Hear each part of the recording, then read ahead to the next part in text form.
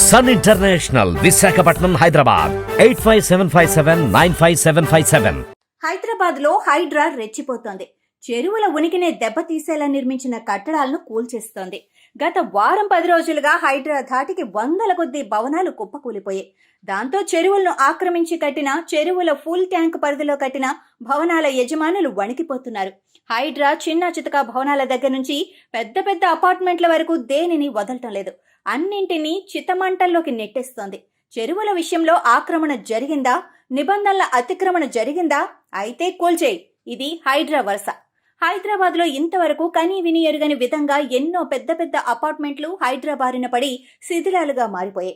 Hydraa commissioner Ranganath మనసులో ఇంకా ఏ ఆలోచనలు ఉన్నాయో, ఇంకా ఏ రేంజ్లో కూల్చివేతలు జరుగుతున్నాయో ఎవ్వరూ అర్థం చేసుకోలేకపోతున్నారు. సినీ నటుడు అక్కినేని నాగార్జున దశాబ్ద కాలానికి పైగా తన ఎన్ కన్వెన్షన్ ని కాపాడుకుంటూ వస్తున్నారు.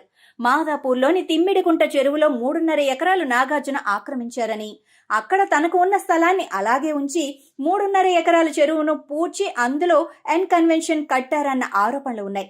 ఎన్నో ఫిర్యాదులు కూడా ఉన్నాయి. అయితే నాగార్జున చాలా కాలంగా కోర్టుల ద్వారా ప్రభుత్వాలను మేనేజ్ చేయటం ద్వారా తన ఎన్ కన్వెన్షన్ ని కాపాడుకుంటూ వస్తున్నారు.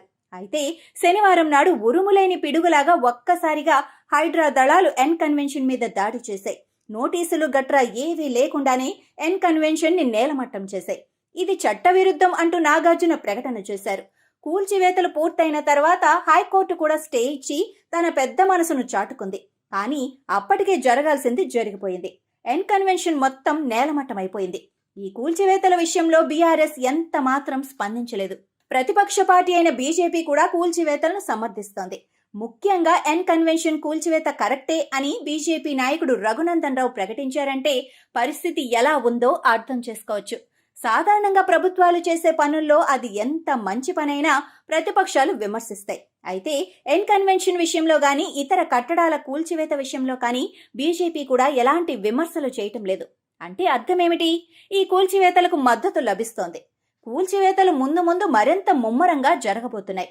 నిబంధనలను తొంగలో తొక్కిన అన్ని భవనాలను కూల్చివేయాలన్న అభిప్రాయం మెజారిటీ ప్రజల నుంచి వ్యక్తమవుతోంది. ఈ నేపథ్యంలో ఆదివారం నాడు కేటీఆర్ ఫామ్ హౌస్ ని కూల్చేస్తారన్న అనుమానాలు వ్యక్తమవుతున్నాయి. హైదరాబాద్ లోని జంట జలాశయాల పరిధిలో 111 జీవో అమలులో ఉంది. అంటే ఈ ప్రాంతంలో భారీ కట్టడాలు కట్టకూడదు. అయినప్పటికీ ఈ ప్రాంతంలో వందల సంఖ్యలో ఫామ్ హౌస్లు వెలిసాయి. ఈ ప్రాంతంలోనే వెలిసిన కేసీఆర్ ఫామ్ హౌస్ తో ఇక్కడ కూల్చివేతలను కొనసాగించాలని ప్రభుత్వం భావిస్తోంది. ఈ ఫామ్ హౌస్ వీడియోలను డ్రోన్ ద్వారా చిత్రీకరించిన నేరం మీద రేవంత్ రెడ్డిని కేసీఆర్ ప్రభుత్వం జైలుకు కూడా పంపింది. ఆనాడు జరిగిన దానికి ఈనాడు రేవంత్ రెడ్డి ప్రతీకారం తీర్చుకుంటున్నారు అని అనుకోవాల్సిన అవసరం కూడా లేదు. ఎందుకంటే కూల్చివేతల పర్వం కేటీఆర్ ఫామ్ హౌస్ తో ప్రారంభం కాలేదు. ఆ ఒక్కదానితో ముగిసేది కాదు. ఏది ఏమైనప్పటికీ ఈ ఆదివారం నాడు కేటీఆర్ ఫామ్ హౌస్ కూల్చేస్తారన్న అనుమానాలైతే బలంగా ఉన్నాయి. ఆ ఫామ్ హౌస్ నాది కాదు, నా ఫ్రెండ్ది, నేను కేవలం లీజుకు మాత్రమే తీసుకున్నానని కేటీఆర్ ప్రకటించారు. అందులో ఏవైనా అతిక్రమణలు ఉంటే నేనే దగ్గరుండి కూలగొట్టిస్తాను అని కూడా ప్రకటించారు.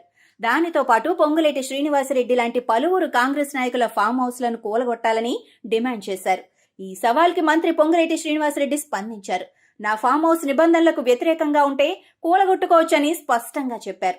కేటీఆర్దిగా భావిస్తున్న ఫామ్ హౌస్ ని కూల్చేయాలని పలువురి నుంచి డిమాండ్లు కూడా వినిపిస్తున్నాయి. ఈ నేపథ్యంలో సదరు ఫామ్ హౌస్ ఓనర్ గా చెబుతున్న ప్రదీప్ రెడ్డి హైకోర్టును ఆశ్రయించారు. హైకోర్టు కూలగొట్టవద్దు అని చెప్పలేదు, నిబంధనలకు అనుగుణంగా వ్యవహరించాలని చెప్పింది. కాబట్టి కోర్టు వైపు నుంచి కూడా ఎలాంటి అభ్యంతరాలు లేవు. అందువల్ల లైన్ మొత్తం క్లియర్ గా ఉంది. ఇక కూలగొట్టడమే మిగిలి ఉందని, ఆ కార్యక్రమం ఆదివారం నాడు పూర్తి అవబోతోందని తెలుస్తోంది.